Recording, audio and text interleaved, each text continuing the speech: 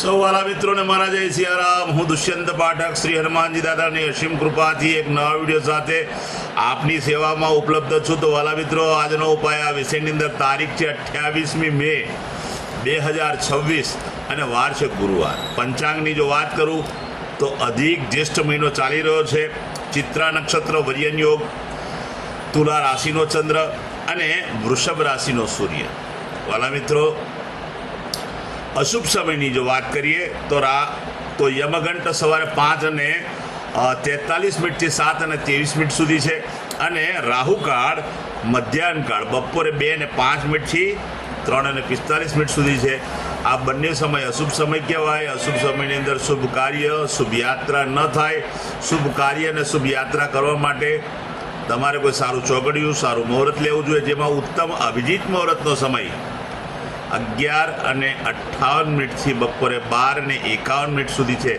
આ સમયની અંદર તમે કોઈ પણ પ્રકારનું શુભ કાર્ય કરી શકો, શુભ યાત્રાની શરૂઆત કરી શકો। વાલા મિત્રો, આજે વાત કરીશું આપણે હવે આજના ઉપાયની। તો આજના ઉપાયની અંદર વહેલી સવારે સ્નાન કરવા માટે બેસો ત્યારે નાવાના પાણીની અંદર તમારે 5 ચમચી ગુલાબજળ પધરાવવાનું છે અને પાણીને ગુલાબજળ મિક્સ કરી દેવાનું છે। તે જ પાણીથી તમારે નાહવાનું છે। ચોખ્ખું પાણી ઉમેરી શકાય, સાબુ શેમ્પૂનો ઉપયોગ પણ કરી શકાય। સ્નાન થઈ ગયા પછી હળદરનું તિલક કપાળની અંદર અને નાભી પર કરવાનું છે। સાથે સાથે તમારા જે કપડાં પહેરેલા હોય એની અંદર સેન્ટ છાંટવાનું છે, સ્પ્રે। બરાબર સમજી લેજો।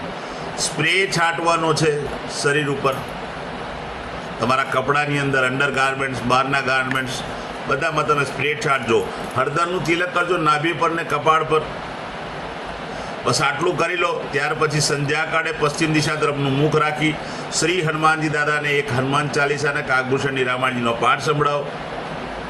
રાત્રે સૂતા પહેલા પથારીમાં બેસવાનું, પલાઠી વાળવાની અને ઓમ કૃષ્ણાય વાસુદેવાય હરે પરમાત્મને પ્રણતક્લેશનાશાય ગોવિંદાય નમો નમઃ આ મંત્ર યથાશક્તિ જપી લો।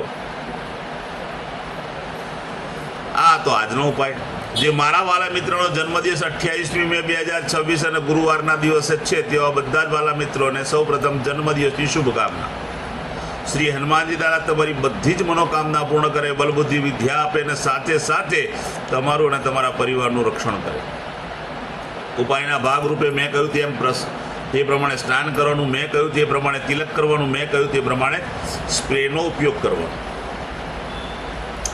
ત્યાર પછી ગૌશાળાએ જવાનું, ગાયોની સેવા કરવાની, ગાયોને લીલું ઘાસનું દાન આપવાનું છે।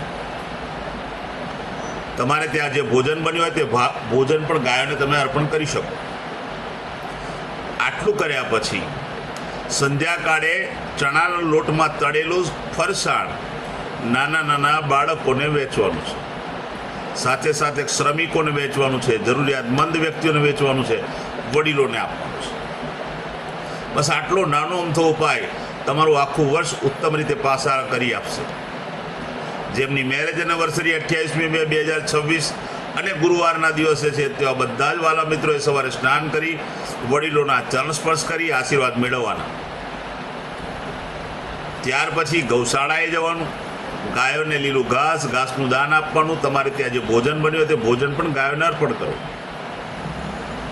આટલું કાર્ય થયા પછી કોઈ પણ વૃદ્ધાશ્રમમાં, અનાથાશ્રમમાં, વિધવા આશ્રમની અંદર જરૂરિયાતમંદ લોકોને, શ્રમિકોને અને બ્રાહ્મણોને ચોખાનું દાન આપવાનું છે, ચણાની દાળનું દાન આપવાનું છે, લીલા મગનું દાન આપવાનું છે, તેલનું દાન આપવાનું છે,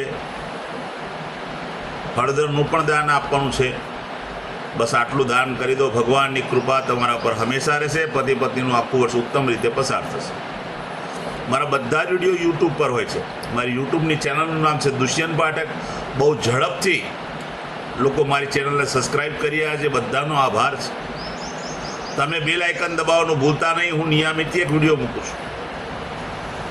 તમે બેલ આઇકન દબાવેલો હશે તો તરત જ તમારા મોબાઈલ પર નોટિફિકેશન આવી જશે અને તમે મારો વિડીયો તરત જ જોઈ શકશો।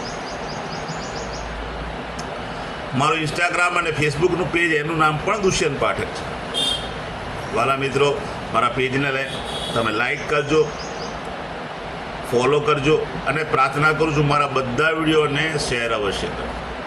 કોઈ જરૂરિયાતમંદ સુધી લોકો આ વિડીયો પહોંચી જાય, બસ મારું એ લક્ષ્ય.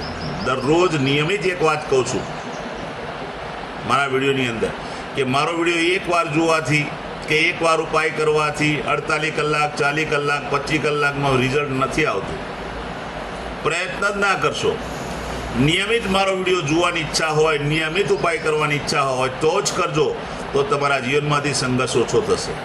આ હું ખાતરી આપું છું. નવા વિડીયો ફરીથી મળીશું. આપ સૌને મારા જય સિયારામ. હર હર મહાદેવ.